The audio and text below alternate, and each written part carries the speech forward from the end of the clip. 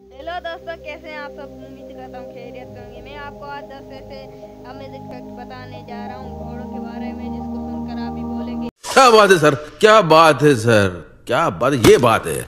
अरे सर क्या बात है। दोस्तों। चलो तो वीडियो को स्टार्ट करते हैं। वीडियो स्टार्ट करने से चैनल को लाइक और सब्सक्राइब जरूर करें, ताकि हमारी सबसे पहली वीडियो आप सबसे पहले देख सकें, और ज़्यादा से ज़्यादा शेयर करें। तो चलो वीडियो स्टार्ट करते हैं।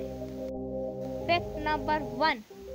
दोस्तों, क्या आपको पता है घोड़ा खड़े हुए भी सो सकता है, और मतलब कि वो खड़े होकर भी अपनी नींद पूरी कर सकता है। Fact number 2।